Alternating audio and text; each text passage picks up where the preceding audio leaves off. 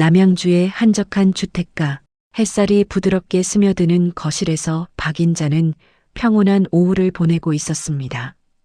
창밖에는 마당 한켠에 심겨진 꽃들이 햇빛을 받아 반짝였고 바람에 살랑거리는 나뭇잎 소리가 들렸습니다. 멀리서 아이들 웃음소리와 개 짖는 소리가 섞여 한가로운 오후의 정취를 더했습니다.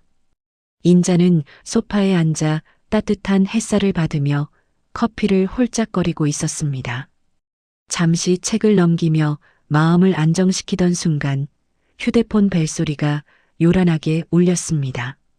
발신 번호는 낯설었습니다. 인자는 잠시 망설이다 전화를 받았습니다. 여보세요? 어머니, 큰일 났습니다. 지금 아드님이 교통사고를 냈습니다. 피해자가 크게 다쳐서 경찰서에 와 있습니다. 순간 인자의 가슴이 철렁 내려앉았습니다. 목소리는 다급했고 이어 들려온 목소리는 낯설면서도 분명 아들의 목소리였습니다. 엄마, 나야.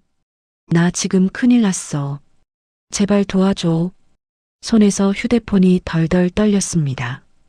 그 목소리는 너무나도 진짜 같았습니다.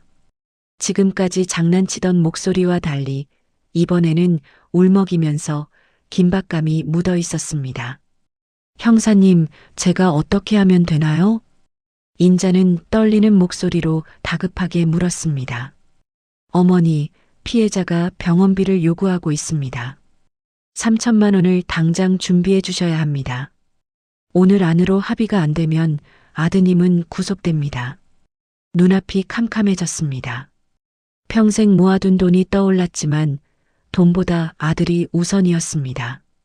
내 아들 어떻게든 살려야 해. 마음속에서 절박한 생각이 폭풍처럼 몰려왔습니다. 엄마, 제발 좀 도와줘. 나 정말 큰일 났어.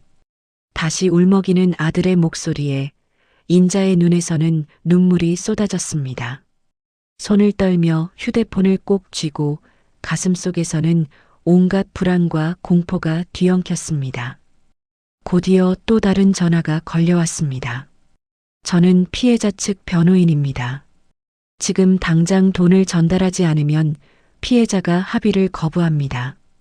창밖으로 해가 저물고 집안에는 어둠이 내려앉았습니다. 인자의 마음속에는 더 깊은 불안과 공포가 드리워졌습니다. 아들이 정말 구속된다면 내 평생 모은 돈도 아깝지 않아. 제발 무사히. 인자는 은행으로 향했습니다. 창구 직원이 의심스러운 눈빛으로 이유를 묻자 그녀는 떨리는 손으로 개인적인 일이라 둘러대며 돈을 인출했습니다. 두툼한 현금을 봉투에 담고 숨을 고르며 약속 장소인 시 외곽의 상가 주차장으로 향했습니다. 주차장에 도착하자 어둠 속에서 검은 모자를 눌러 쓴 사내가 나타났습니다. 그의 눈빛은 차갑고 움직임은 날카로웠습니다. 제발 우리 아들 무사히 풀어주시오. 인자가 소리를 질렀지만 사내는 아무 대꾸도 하지 않고 봉투를 낚아채 달아났습니다. 잠깐. 인자가 손을 뻗었지만 이미 늦었습니다. 멀리서 요란한 사이렌 소리가 울려 퍼졌습니다. 경찰차가 주차장으로 돌진했고 사내는 결국 체포되었습니다. 경찰이 다가와 말했습니다. 어머님, 다행히 피해를 막았습니다. 아드님은 아무 일 없습니다. 모두 조직의 연극이었습니다. 인자는 다리가 풀려 그대로 주저앉았습니다. 귀에는 여전히 아들의 울먹이는 목소리가 메아리처럼 남아 있었습니다. 경찰서에서 형사들은 차분히 설명했습니다. 최근 보이스피싱 조직들은 인공지능을 활용해 가족 목소리까지 흉내냅니다. 어머님께서 속으신 것은 누구나 속을 수 있는 일입니다. 어머님 잘못이 아닙니다. 곧 진짜 아들이 경찰서로 달려왔습니다. 엄마. 그 얼굴을 보는 순간 인자는 눈물을 쏟으며 아들을 껴안았습니다. 내 목소리 같아서 내가 다 속아버렸구나. 아들은 눈시울이 붉어진 채 어머니의 손을 꼭 잡았습니다. 엄마, 잘못 아니에요. 누구라도 속을 수 있어요. 다치지 않고 돈도 지켜서 정말 다행이에요. 집으로 돌아오는 길, 인자는 창밖을 보며 결심했습니다. 다시는 이런 일이 반복되지 않게 해야 한다. 나뿐만 아니라 주변 사람들도 지켜야 해. 며칠 뒤 동네 공원 벤치에는 인자의 친구들이 모였습니다. 따뜻한 차를 나누며 이야기를 나누던 중 친구 한 명이 물었습니다. 인자야, 그날 무슨 큰일 있었다며? 인자는 깊은 한숨을 내쉬며 이야기하기 시작했습니다. 보이스피싱에 당할 뻔했어. 아들 목소리를 흉내내는데 정말 정신이 하나도 없더라. 은행에서 돈 찾으러 갔다가 경찰 덕분에 막았지. 친구들의 얼굴에는 놀람과 분노가 교차했습니다. 세상에, 목소리까지 흉내를 내다니? 우리도 조심해야겠다. 무섭네, 정말. 인자는 고개를 끄덕이며 말했습니다. 모르는 번호로 전화가 오면, 돈 얘기부터 하면 무조건 의심해야 돼.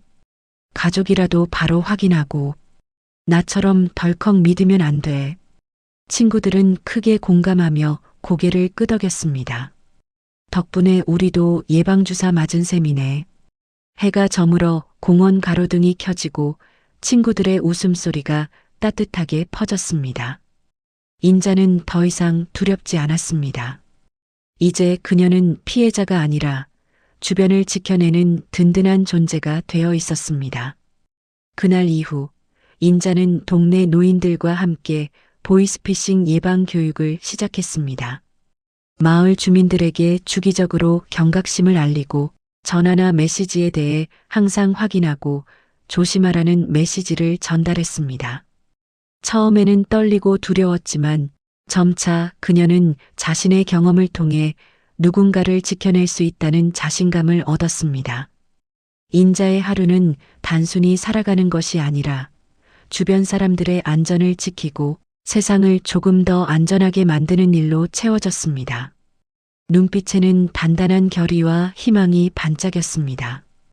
그녀는 더 이상 피해자가 아닌 지혜롭고 강인한 한 사람으로 살아가고 있었습니다.